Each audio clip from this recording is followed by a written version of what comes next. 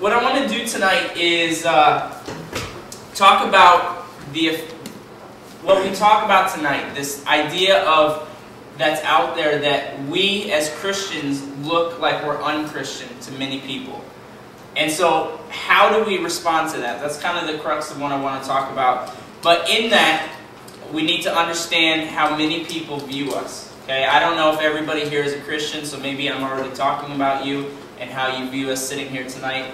But I know a lot of you guys are Christians, and I know this subject affects every single one of us. Okay? You don't just have to be a Christian at college or a Christian in the workplace. If you're a follower of Christ and claim to be a follower of Christ, then everywhere you go, there's a lot of people that are looking from the outside in at who we are and what we're doing. Okay?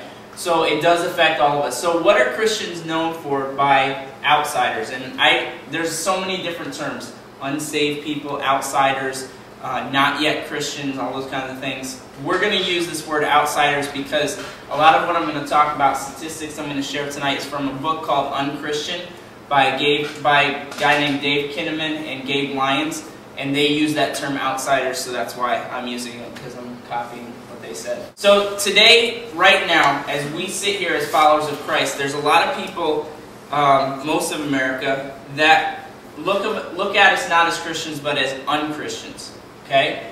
And this is some reasons why we're looked at this way. Okay? A lot of outsiders look at Christians and say 91%.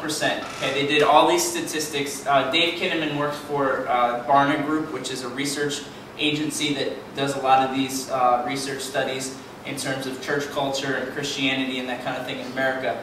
And so they did this long 3-year study, and they found that many people, 91%, look at Christians and say we're anti-homosexual.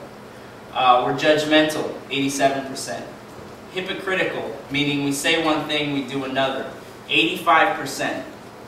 Okay, we'll come back to that one. We're old-fashioned, 78%. We're too involved in politics, 75% of those outsiders said that. Out of touch with reality, insensitive to others, 70%. Boring, 68%. That one scares me a lot too.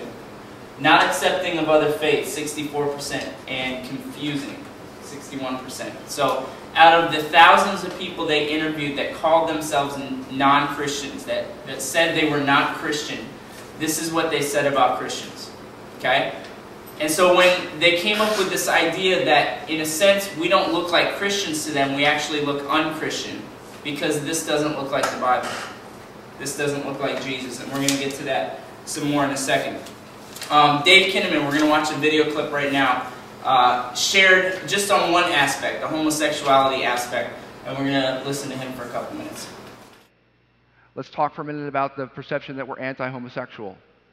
And this is a difficult and controversial subject. Again, the difficulty of defining the tension between what we should be known for as God followers and what the current culture thinks of us. We found in our research that 2 out of 5 Christians say they would like to see an openly gay person, that they should be fired from a public school.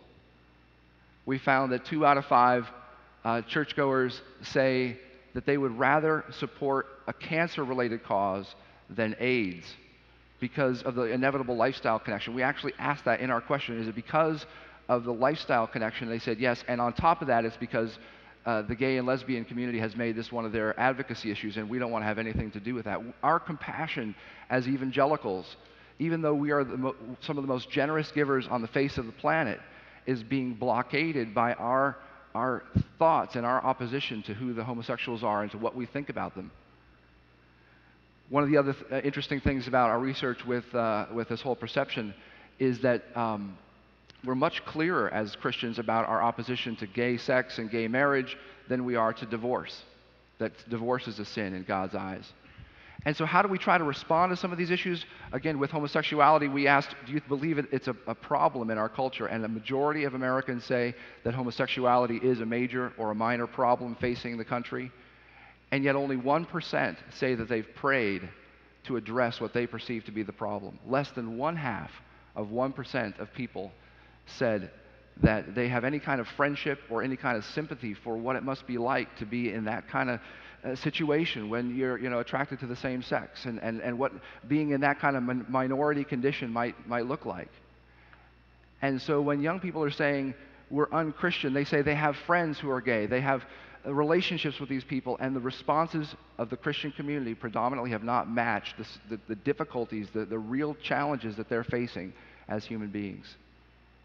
Again, we're known as unchristian.